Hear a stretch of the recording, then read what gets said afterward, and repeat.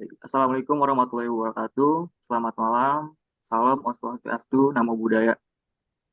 Pada hari ini saya dan kelompok saya akan mempresentasikan materi berjudul penyalahgunaan narkoba dalam perspektif filsafat hukum. Kelompok kami beranggotakan yang pertama adalah Fajar Ikhwan Ardiansyah dengan NPM 20.350, yang kedua Sean Sanggap Nathan dengan NPM 20.351, yang ketiga adalah Muhammad Farhan Febrian dengan NPM 20.368, yang keempat adalah Ali Samudra Hardi dengan NPM 20.379, dan yang terakhir adalah saya sendiri, Farhan Judi Putra dengan NPM 20.390. Pada slide pertama mungkin akan dibacakan oleh Fajar. Silakan Fajar. Lanjut. Oke, di sini ada penyalahgunaan narkoba dalam perspektif filsafat hukum.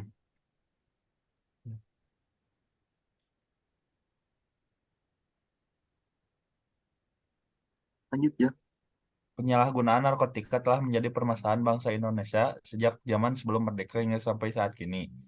Kasus penyalahgunaan narkotika, yaitu psikotropika dan obat-obatan terlarang, sudah menyebar ke seluruh pelosok Indonesia. Tidak mengenal apakah itu wilayah maju maupun pelosok. Penggunanya tidak hanya orang-orang kalangan atas seperti artis, pengusaha, dan pejabat.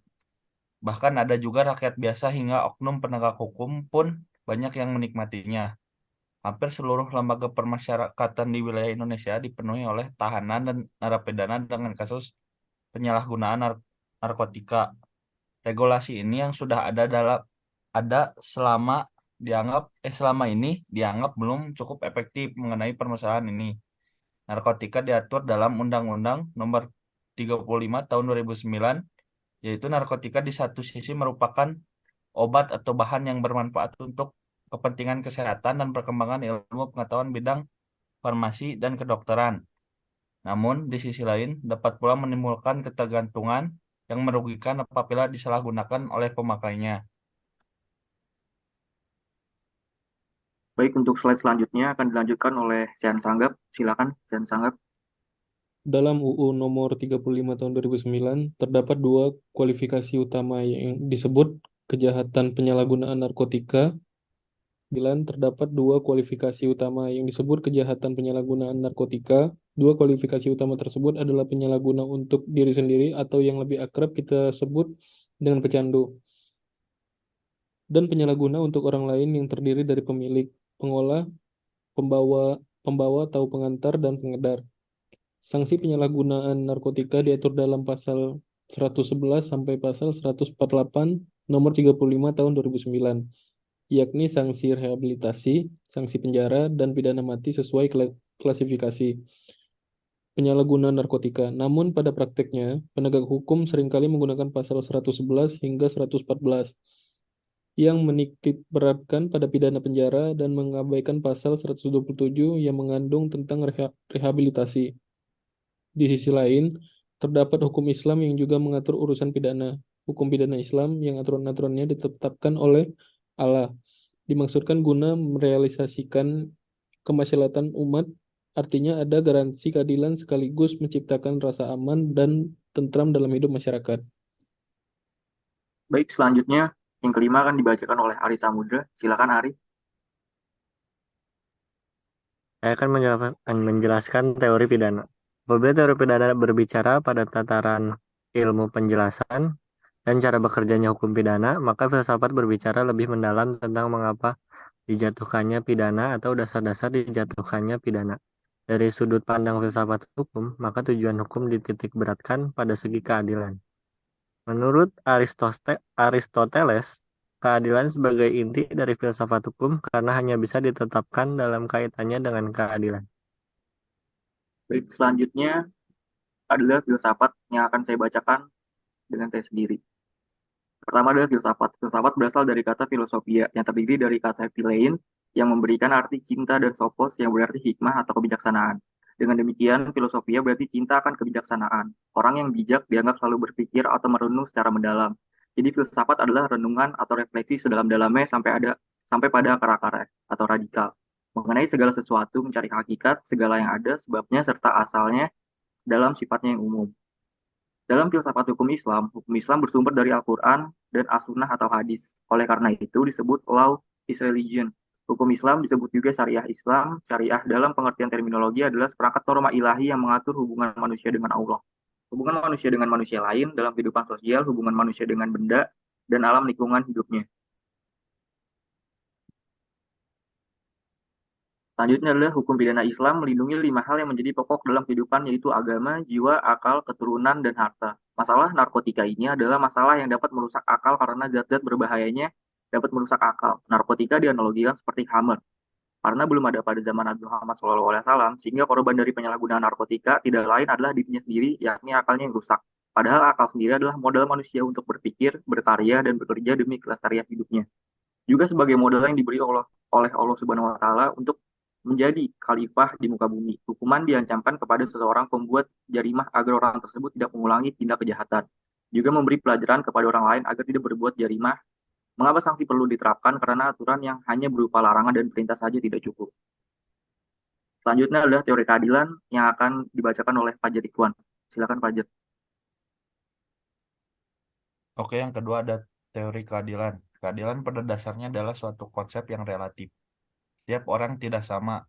Adil menurut yang satu belum tentu adil bagi yang lainnya. Ketika seseorang menegaskan bahwa ia melakukan suatu keadilan, hal itu tentunya harus relevan dengan ketertiban umum di mana suatu skala keadilan diakui.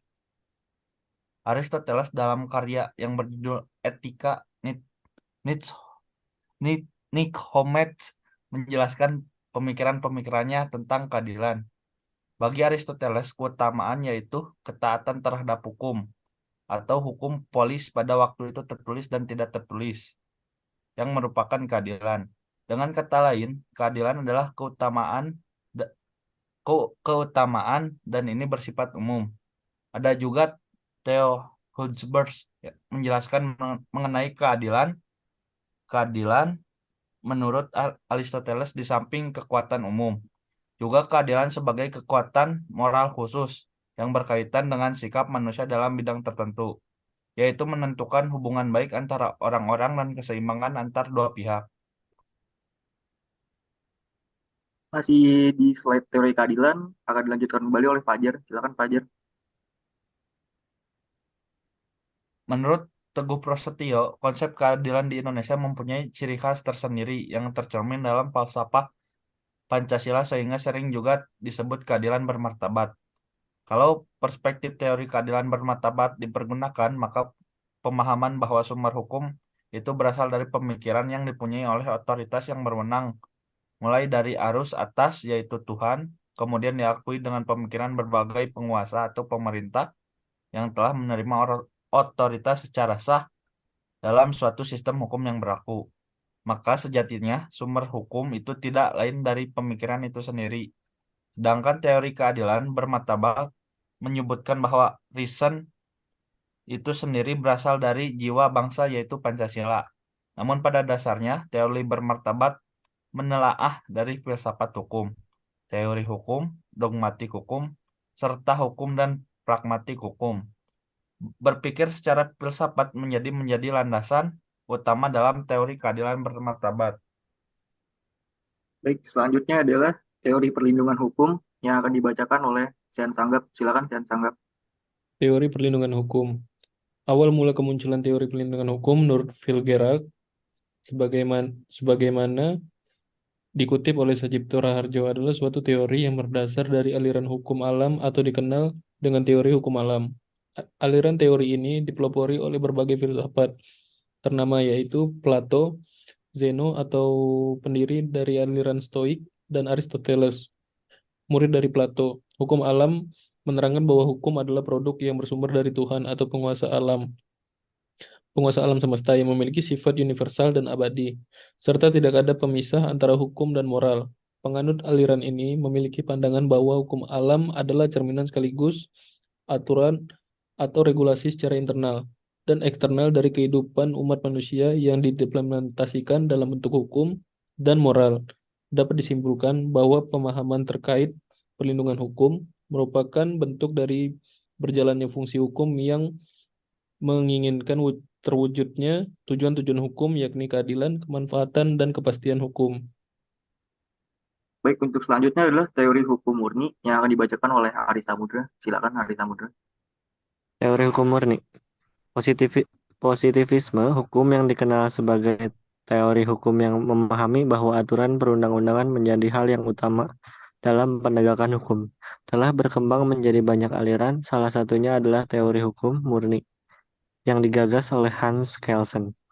Inti awal memahami gagasan Kelsen adalah bahwa teori hukum murni merupakan antinomi atau sebuah jalan tengah dari aliran sosiologi dan aliran hukum alam.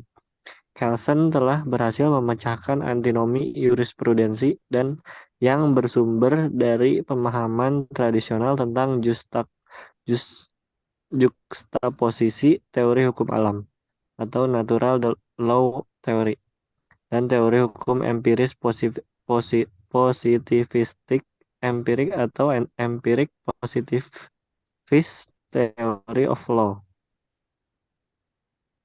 Selanjutnya adalah kesimpulan yang akan saya bacakan oleh saya sendiri. Terkait kesimpulan pada poin materi kali ini, yaitu rehabilitasi terhadap pengguna dan penyalahguna narkoba merujuk kepada Undang-Undang Nomor 35 Tahun 2009 tentang narkotika.